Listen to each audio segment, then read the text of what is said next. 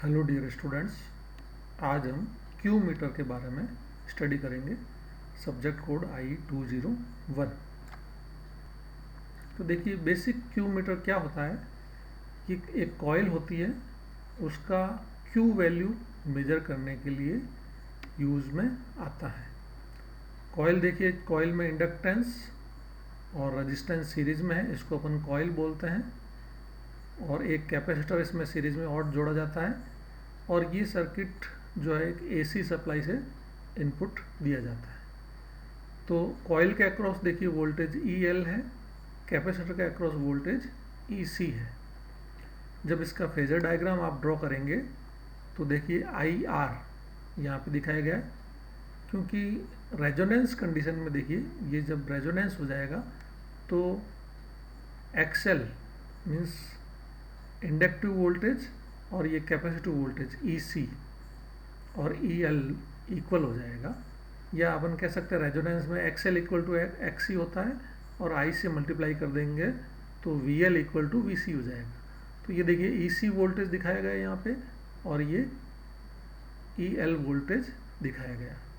तो ये दोनों बराबर हो जाएंगे तो टोटल वोल्टेज जो बचेगा अप्लाइड वोल्टेज वो IR के बराबर हो जाएगा। ये अप्लाइड वोल्टेज है वो IR के बराबर हो जाएगा, क्योंकि XL और XC के अक्रॉस जो वोल्टेज होगा वो ऑपोजिट हो जाएगा और न्यूट्रलाइज हो जाएगा।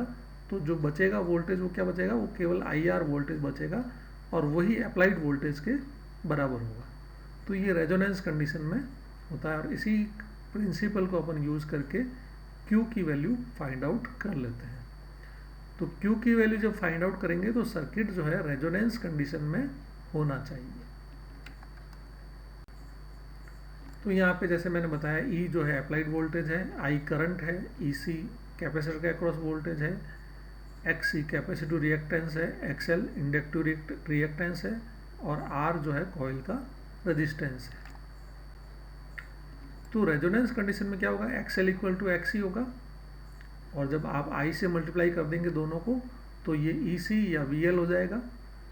ये VL हो गया I इंटू XL, और I इंटू XC जो है EC हो गया। तो XL और XC जब बराबर होके ऑपोजिट न्यूट्रलाइज हो जाएंगे तो E जो है IR के इक्वल बचेगा। E जो है अप्लाइड वोल्टेज है, वो रेजिस्टेंस के अक्रॉस जो वोल्टेज होगा उसके बराबर होगा। ये रेजोनेंस कंडीशन में होगा।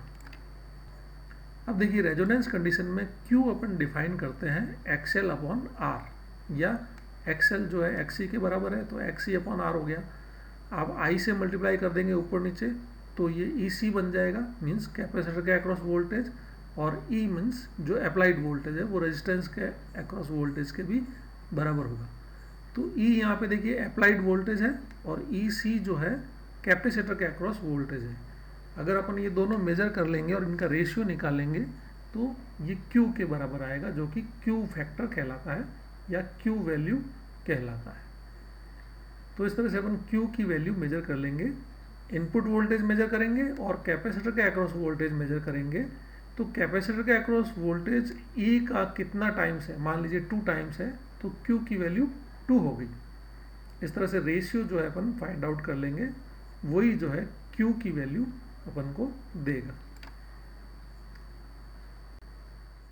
तो ये देखिए बेसिक Q मीटर का सर्किट दिखाया गया है, जिसमें ये अननोन कॉइल है जिसका कि Q वैल्यू आपको फाइंड आउट करना है।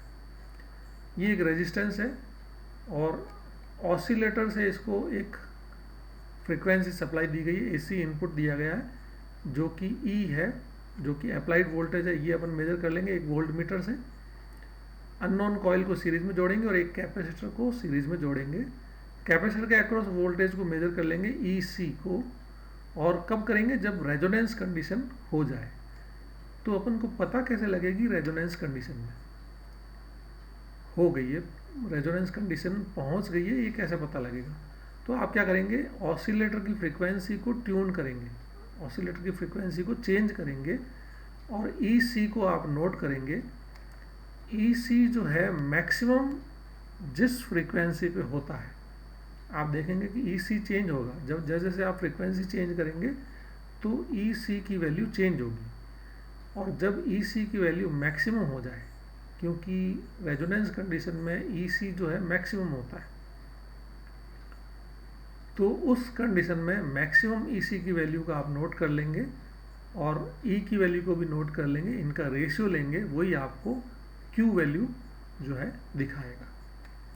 तो इस तरह से अपन किसी भी बेसिक अननोन कॉइल का Q वैल्यू आप मेजर कर सकते हैं। ये एक देखिए, अगर इम्पीडेंस जो आपको दी गई है, मान लीजिए Z अननोन इम्पीडेंस है और ये Z अननोन इम्पीडेंस की Q वैल्यू फाइंड आउट करनी है, तो जो कि लो इम्पीडेंस है, तो उसके लिए एक ये सीरीज कनेक्शन जो है दिखाया गया है, जिसमें एक वर्किंग जो कॉइल है उसको सीरीज में जोड़ेंगे अपन और उसके पैरेलल में एक ट्यूनिंग कैपेसिटर लगा देंगे, ऑसिलेटर से सप्लाई दे देंगे, ट्यूनिंग कैपेसिटर के अक्रॉस जो है वोल्टेज मेजर करेंगे अपन। तो देखेंगे, देखिए एक अननोन इम्पीडेंस के पैरेलल में एक शॉर्टनिंग स्ट्रैप लगाया हुआ है, स्विच लगाया है। तो पहले आप स्विच को क्लोज कर देंगे तो ये अननोन इम्पीडेंस पिक्चर में नहीं आएगा और कैपेसिटर को ट्यून करेंगे तो मान लीजिए C1 वैल्यू पे कैपेसिटर ट्यून हो जाता है और आपको यहाँ पे मैक्सिमम वोल्टेज मिलता है। ऑसिलेटर का वोल्टेज आपको फिक्स पता है, मान लीजिए जैसे 5 वोल्ट लगाया है या 10 वोल्ट लगाया है। अननोन वोल्टेज आप कैपेसिटर के अक्रॉस मेजर कर लेंगे जब मैक्सिमम वोल्टेज हो, जो कि रेजोनेंस कंडीशन दिखाएगी, तो वही Q की वैल्यू होगी। उस केस में C1 वैल्यू ट्यून्ड होगा। अब आप इस स्विच को ओपन कर देंगे तो ये Z इम्पीडेंस इसकी सीरीज में आ जाएगी। अब वापस से आप ट्यूनिंग करेंगे तो C2 वैल्यू पे ये ट्यून होगा और C2 वैल्यू के लिए आप Q की वैल्यू फाइंड आउट कर लेंगे। तो इस तरह से आप क्या करेंगे कि कैलकुलेशन से आप अननोन इम्पीडेंस Z की वैल्यू जो है पता कर सकते हैं, Z की वैल्यू फाइंड आउट कर लेंगे।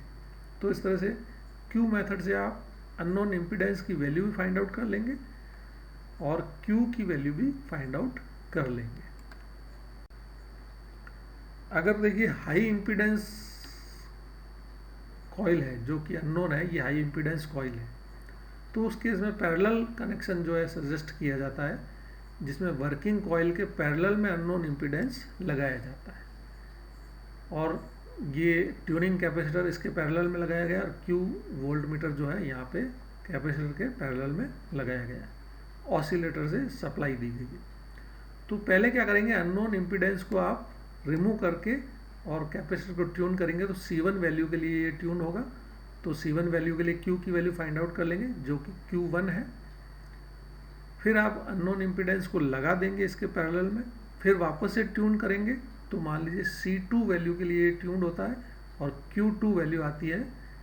तो ये भी आप नोट कर लेंगे, Q2 नोट कर लेंगे और C2 नोट कर लेंगे और फिर कैलकुलेशन से आप अननोन इम्पीडेंस XP की वैल्यू फाइंड आउट कर लेंगे।